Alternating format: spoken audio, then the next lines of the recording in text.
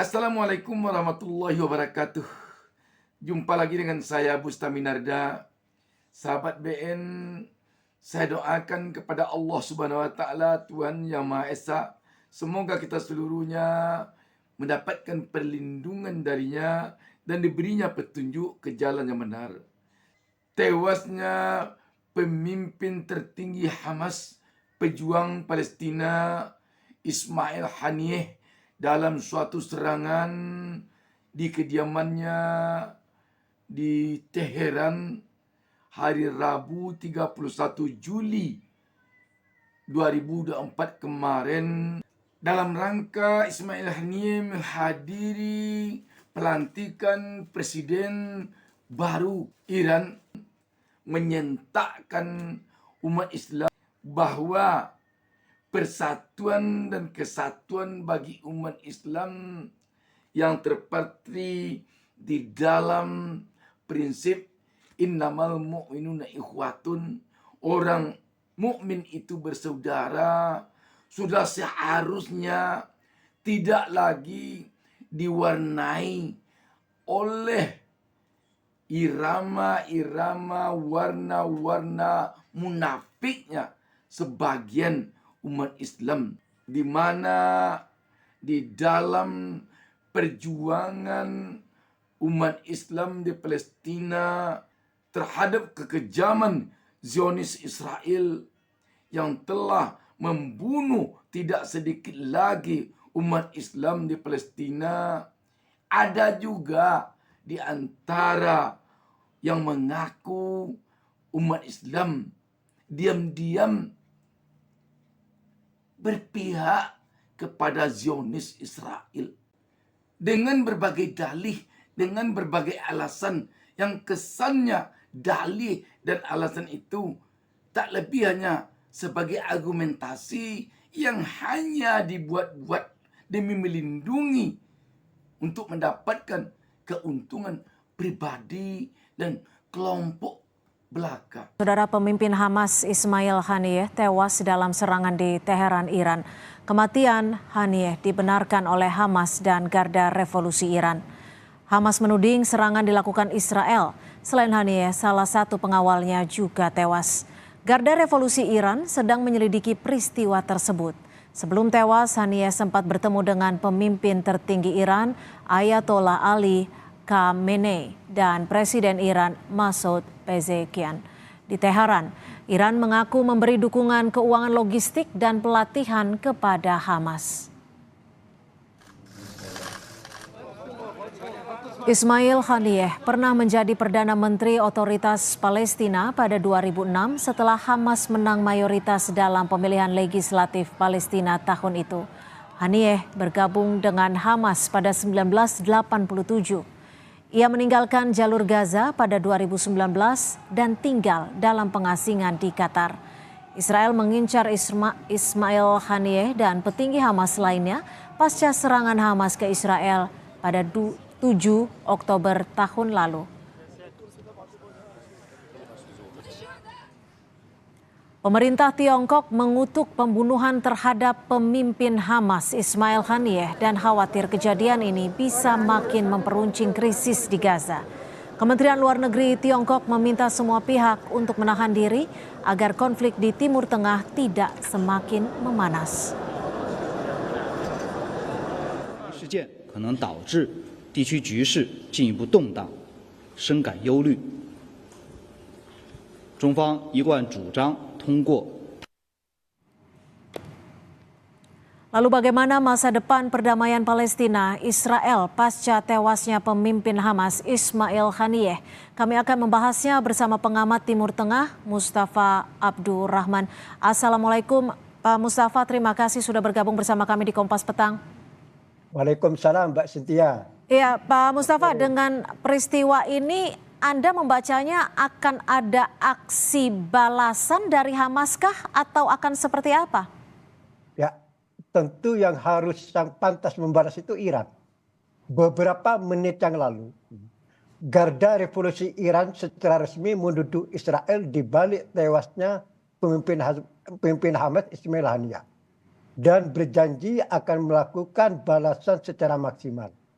Sebelumnya juga pemimpin spiritual Iran Ali Khamenei juga secara resmi menuduh Israel di balik tewasnya Ismail Haniyeh di Teheran. Dan juga berjanji akan melakukan balasan secara maksimal. Sekarang yang ditunggu kapan Iran melakukan balasan tersebut dan bentuknya bagaimana. Kalau melihat statement dari Garda Revolusi Iran maupun pemimpin tertinggi Iran, balasan pasti terjadi, lambat, tak cepat atau lambat. Sekarang yang ditunggu bentuknya seperti apa balasan tersebut. Dan kapan? Kapan? Oke, ini kan Iran terang-terangan mengakui Hamas. Apakah kejadian ini akan membuat Iran semakin terlibat lebih dalam lagi antara konflik Hamas-Israel? Kalau melihat pernyataan beberapa menit lalu dari Garda Revolusi Iran maupun pemimpin spiritual Iran Ali Khamenei, maka indikasinya Iran akan semakin terlibat dalam konflik di Timur Tengah ini. Jadi pasca tewasnya Ismail Haniyeh, aturan main di Timur Tengah itu akan berubah, di mana Iran akan terlibat langsung dalam konflik Israel-Palestina tersebut. Artinya apakah bisa dibaca bahwa peperangan di Timur Tengah ini akan semakin meluas dan semakin masif? Ya, saat ini pun sudah cukup meluas ya. Sudah bisa disebut perang regional. Karena yang terlibat perlawanan terhadap Israel itu tidak hanya Hamas, tapi Hizbullah di Lebanon, kemudian kelompok Al-Houthi di Yaman, dan Israel pun sudah melakukan balasan terhadap mereka-mereka ini. Beberapa hari yang lalu pesawat Israel sudah mengebom kota Hudaybah di Yaman. Kemudian juga melakukan serangan ke tadi malam ya, salah satu komandan militer Hizbullah juga tewas, yang namanya Fuad Syukur. Jadi sebetulnya perang ini sudah perang regional tapi masih terbatas. Nah, yang kita lihat nanti pasca tewasnya Ismail Haniyeh, ini apakah perang ini akan semakin meluas dan semakin besar, apalagi kalau Iran betul-betul melaksanakan ancaman tersebut akan melakukan balasan secara maksimal terhadap Israel. Lalu apakah Palestina juga baiknya merespon terkait kejadian ini dan reaksi yang dikeluarkan?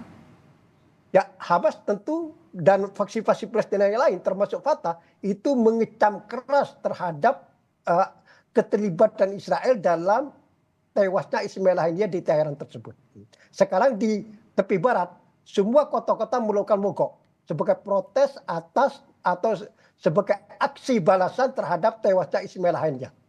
Sekarang yang ditunggu jalur Gaza ini. Apa yang dilakukan perlawanan Hamas di jalur Gaza atas tewasnya Ismail Haniyeh di Teheran tersebut. Ya, lalu Anda membacanya, akankah ada sosok yang langsung menggantikan dari Ismail Haniyeh ini? Ya, itu sudah pasti, Mbak Cynthia. Jadi Hamas akan melakukan semacam misalnya kongres ya untuk menggantikan kepala biro politik Ismail Haniyeh untuk digantikan dengan pemimpin yang lain. Itu sudah pasti di internal Hamas sudah ada mekanismenya itu. Yang perlu saya tekankan di sini, tewasnya Ismail Haniyeh apakah akan melemahkan Hamas atau akan mengubur perlawanan Hamas terhadap Israel? Ini saya kira tidak. Dengan tewasnya pimpinan dari Hamas ini, apakah ini juga menandakan bahwa keamanan di Iran ini lemah atau apa yang bisa Anda baca? Ya, betul. Jadi tewasnya Ismail Haniyeh di Teheran tadi malam, ya Rabu dini hari ya, itu adalah ini sebuah kecolongan yang kedua. Sebelumnya kan juga salah satu ilmuwan terkemuka Iran yang namanya Mohsen Fakhrinazad, itu kan ilmuwan yang sangat berpengaruh di Iran, itu kan juga tewas oleh Mossad pada bulan November tahun 2020. Nah, ini yang kedua kalinya Iran kecolongan secara intelijen maupun keamanan dengan tewasnya Ismail Haniyeh tersebut. Oke, jika tadi Anda menyebut bahwa ada kemungkinan besar serangan balasan, lalu jika kita menyebut serangan balasan maka ini akan saling berbalas. Apa yang patut diantisipasi agar tidak semakin banyak korban berjatuhan? Ya itu kan aturan main itu kan sudah tidak bisa dihindari. Maka aksi balas membalas itu pasti terjadi. Israel secara politik membunuh Ismail Haniyeh di Teheran hari ini dini hari ya, itu juga sudah dia bersiap untuk menghadapi balasan tersebut, dan dia sudah melaksanakan kebijakan politik yang berdampak terjadinya aksi balas dan membalas tersebut. Makanya sekarang di Timur Tengah harus siap mendugu dampak daripada tewasnya Ismail Haniyeh di Teheran ini. Di sisi lain, April lalu, 3 putra pemimpin Hamas, Ismail Haniyeh, juga tewas dalam serangan udara Israel di jalur Gaza. Militer Israel mengonfirmasi melakukan serangan itu dan menyebut ketiga putra tersebut sebagai anggota sayap bersenjata Hamas.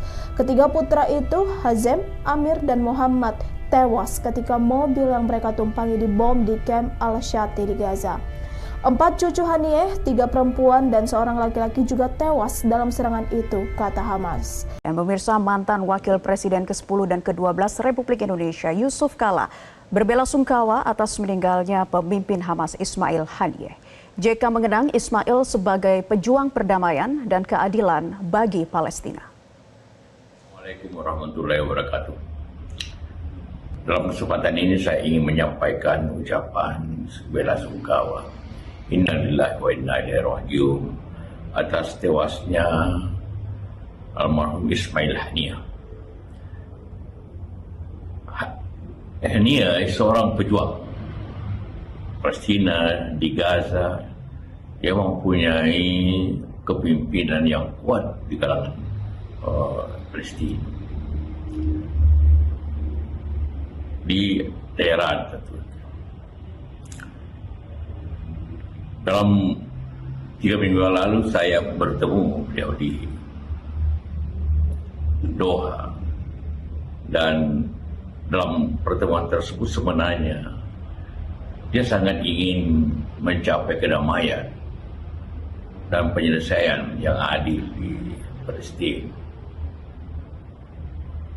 Dia menunggu saya selalu menyampaikan agar mereka bersatu dulu, dan dalam kesempatan itu menyampaikan bahwa dia ingin menyelesaikan itu dengan Fatah, dengan baik dulu di Beijing, dan dia mengharapkan juga nanti dia bisa berkunjung ke Indonesia bersama-sama dengan Fatah setelah mengunjungi Beijing. Namun ya tentu Allah memanggilnya rahmatullah hari ini di Teheran, dan tentu apabila meninggal maka kita mengharapkan juga cita-cita beliau untuk kedamaian di Palestina dapat dicapai. Mudah-mudahan ini dapat, walaupun perang sudah demikian kerasnya di sana, kita berdoa semua agar arwah beliau diterima di sisinya dan kedamaian akan dicapai di Palestina. Terima kasih. Assalamualaikum warahmatullahi wabarakatuh. Berapa kali bertemu dengan Ismail Haniyeh, Pak? Saya bertemu, itu pertama kali saya bertemu dia di sana, dan itu diterima dengan baik. Kita berdiskusi hampir 2 jam bagaimana perdamaian di Palestina dan juga dunia Islam keseluruhan. Apakah pembunuhan ini merupakan penggagalan perdamaian, Pak? Upaya penggagalan perdamaian? Ya tentu ini akan memperburuk keadaan situasi di sana. Tapi mudah-mudahan juga ini dapat diselesaikan sebaik-baik. Sahabat BN melihat kepada fenomena yang terjadi di Palestina semenjak beberapa waktu terakhir ini. Dan jika kita kaitkan dengan sejarah panjang perjalanan perjuangan Palestina yang selalu saja mendapat tekanan dari Zionis Israel semenjak telah berabad-abad lamanya, maka apapun alasannya, pihak-pihak, orang-orang atau kelompok-kelompok dari umat Islam yang punya berbagai dalih untuk melakukan pendekatan kepada Zionis Israel tidak bisa dibenarkan. Ada yang mengatakan dengan cara mendekati Israel bisa perdamaian diwujudkan. Itu hanya dalih. Yang jelas ada keinginan-keinginan untuk mendapatkan keuntungan pribadi, keuntungan kelompok dengan secara diam-diam menjalin hubungan dengan Zionis Israel. Dengan terbunuhnya Ismail Haniyeh ini hendaknya menyentakkan kita bahwa umat Islam perlu bersatu. Terutama sekali umat Islam tentu perlu bersatu di Palestina. Antara Hamas dengan Fatah perlu bersatu. Seperti dikatakan Wakil Presiden ke-10 dan ke-12 Yusuf Kala yang sengaja berkunjung langsung ke Palestina dan bertemu langsung dengan Ismail Haniyeh baru lalu. Dia mengatakan kepada Ismail Haniyeh bahwa persatuan di Palestina sendiri perlu diwujudkan demi terwujudnya perdamaian di bumi Palestina. Persatuan antara Hamas dan Fatah perlu diwujudkan, jangan pecah juga. Setelah itu, persatuan di antara negara-negara Islam di Timur Tengah perlu diwujudkan. Jangan ada juga negara-negara Islam di Timur Tengah ini lebih pro kepada Israel dibandingkan kepada Palestina. Demikian, wassalamualaikum warahmatullahi wabarakatuh. Jangan lupa subscribe, jangan lupa subscribe.